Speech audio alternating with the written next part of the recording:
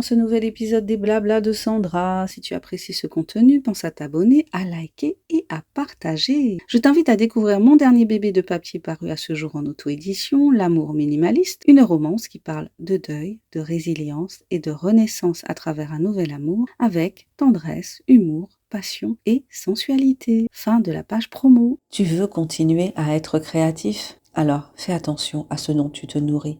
Pas physiquement, psychologiquement, spirituellement. Parce que ça, on n'y pense pas assez. On fait attention à ce qu'on mange, à ce qu'on boit. Mais ce qu'on laisse entrer dans notre tête, dans notre esprit, ça, on le laisse souvent en libre accès.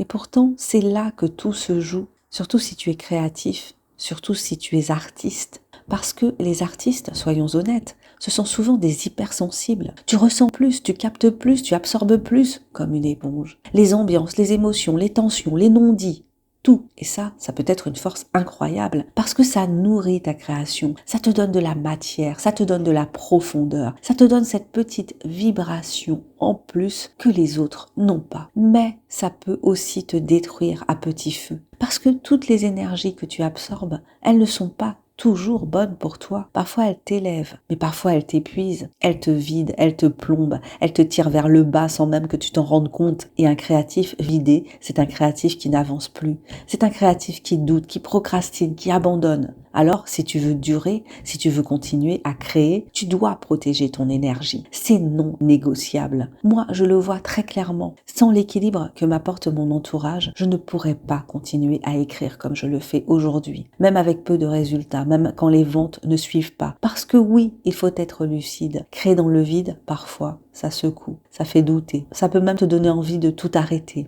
Mais ce qui me permet de tenir, ce qui me permet de continuer malgré tout, ce n'est pas uniquement la motivation, c'est l'environnement, ce que je laisse entrer dans ma vie et surtout ce que je décide de nourrir au quotidien. Je fais attention à ce sur quoi je me focalise le plus souvent possible, pas parfaitement mais consciemment. Je choisis ce que j'écoute, je choisis ce que je regarde, je choisis les discours que je laisse m'influencer. Par exemple, j'écoute des podcasts qui me font monter en énergie, pas des contenus qui me tirent vers le bas, pas des contenus qui me comparent, pas des contenus qui me font me sentir insuffisante. Non, des contenus qui me boostent, qui me rappellent pourquoi je fais ça, qui me reconnectent à mon élan. Et ça change tout, parce que ton énergie, c'est ton carburant. Et si tu mets du mauvais carburant, tu n'iras pas loin. Autre chose que je fais, je me bouge physiquement dès le matin, le plus possible, parce que l'on a tendance à séparer le corps et l'esprit. Mais en réalité, ils sont totalement liés. Ton psychisme influence ton corps, mais ton corps influence aussi ton psychisme. Tu bouges,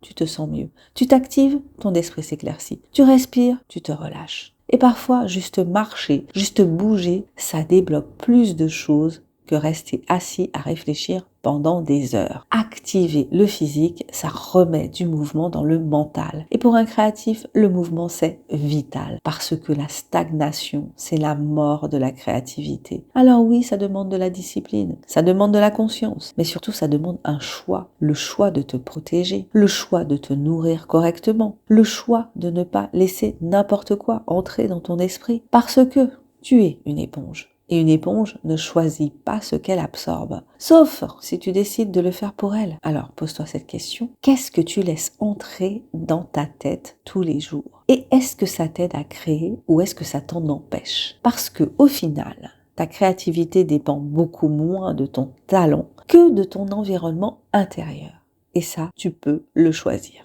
Merci d'avoir écouté cet épisode des Blabla de Sandra. Si tu as aimé cette réflexion, n'hésite pas à partager ce podcast et à me dire quel est ton point de vue sur la question. Je te dis à très bientôt pour un nouvel épisode des Blabla de Sandra. Allez, abonne-toi, commente si tu l'oses, like et partage. Et pense à découvrir mon dernier bébé de papier paru à ce jour, L'amour minimaliste, une romance qui parle de deuil, de résilience et de renaissance à travers un nouvel amour avec tendresse, humour, passion et sensualité. Bye bye!